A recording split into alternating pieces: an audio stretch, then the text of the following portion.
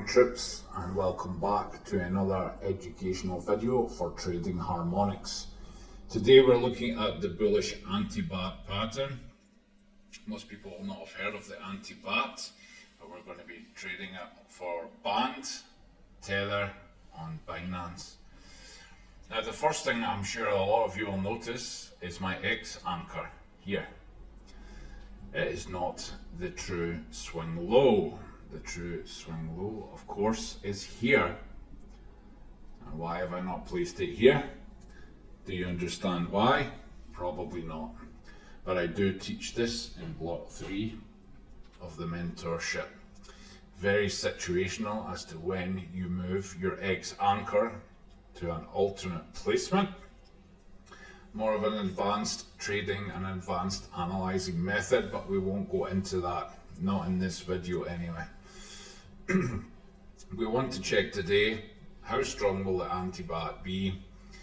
This PRZ is of course the advanced PRZ of my own creation, but the lines here, the white lines, are the true Fibonacci numbers. As you can see, BD must be 2 or 2618, in this case 2, and XD must be 1128, which is the lower one here. This tiny little box area here is the true potential reversal zone. But without knowing the advanced method, you may very well get front ran or stopped out if we push lower, because you're not aware of where the full PRZ is.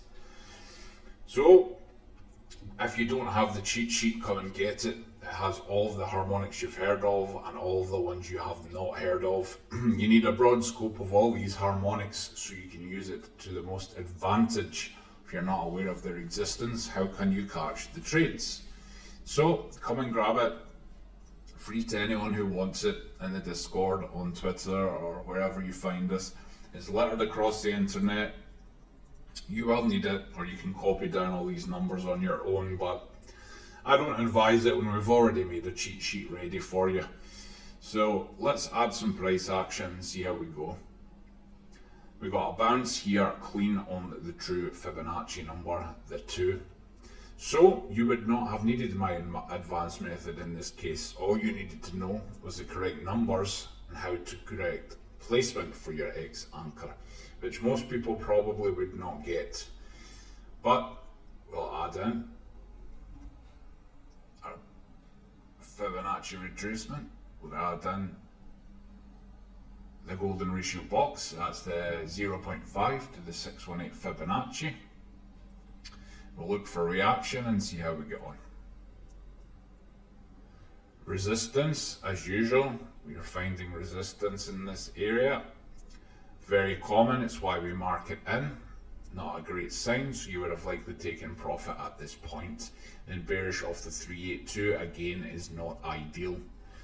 Let's keep going, see how we go. Second attempt in this area, that's a good sign. Not breaking it is not. As you can see, a lot of up and down, really struggling on this ratioed area. Now let me pull this right along, and then we'll add some more price action. Long ass range. Now we're pushing in for our third attempt. I'm going to pull this quite far along this time, so I don't have to keep pausing. Third attempt in this ratio box here, so you can see why it is a key area that we watch for strength or weakness, for taking profit or not. Finally breaking above is a good sign. Dipping back below, not great either. Not what you want to see if you're long or buying spot. You see, we're really struggling here, and we're not getting any extra trades from it either. If we're retesting this potential reversal zone, that is great, but we are not. So we're just holding on for dear life at this point and hoping for the best.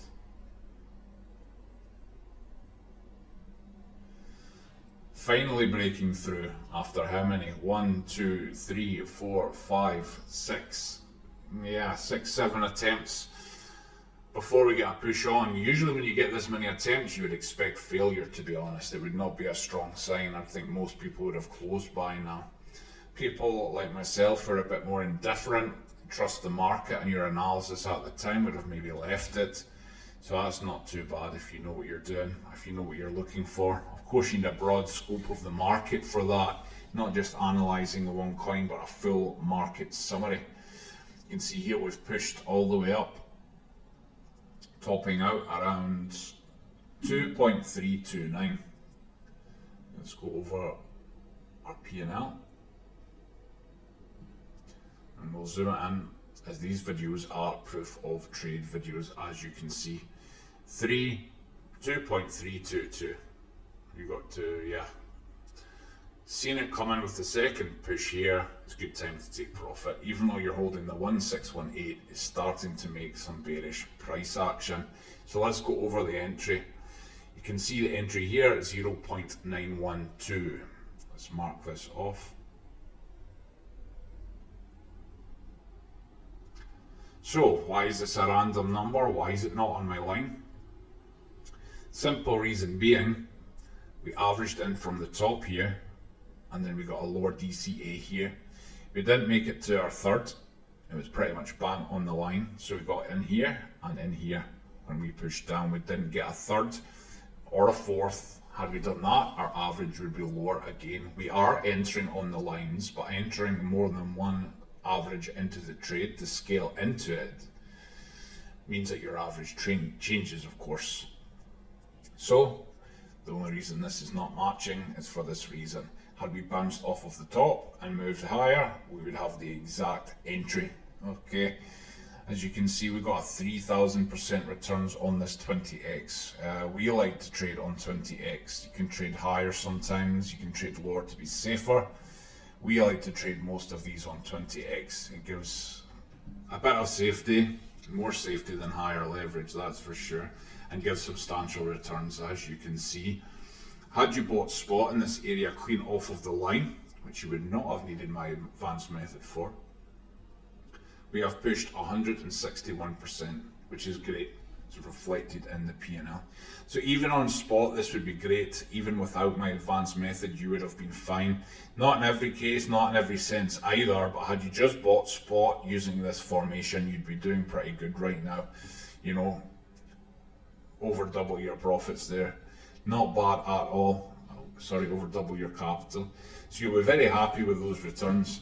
When we start to make price action like this, of course it's bearish, because we're starting to see our reversal patterns forming.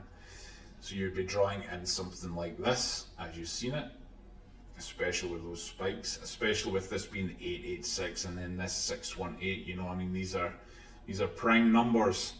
So then when you pull down, and then you get the 786 close to the BD1272 with the 0.5 Fibonacci confluence from this, you could expect a much lower push. Hence us closing out at some of this profit here, okay? So you just have to keep on top of it. But anyone who thinks that anti-bat is no use, you're incorrect. Now this one is more tricky because you probably will not have drawn in your harmonic like this, as you will not have known how to change or when to change or why to change your X anchor, okay? As I said, it's very situational. It should not be the first place you put your X anchor. You should always be starting here. But, like I say, those more educated in harmonics will understand why we move X anchor in certain situations. Had we not, we would have not found this trade at all, okay? So something to be aware of, but we do teach it by the time you get to the third month of the mentorship, folks. This has been an example for the bullish anti-bat on band. Thanks for watching.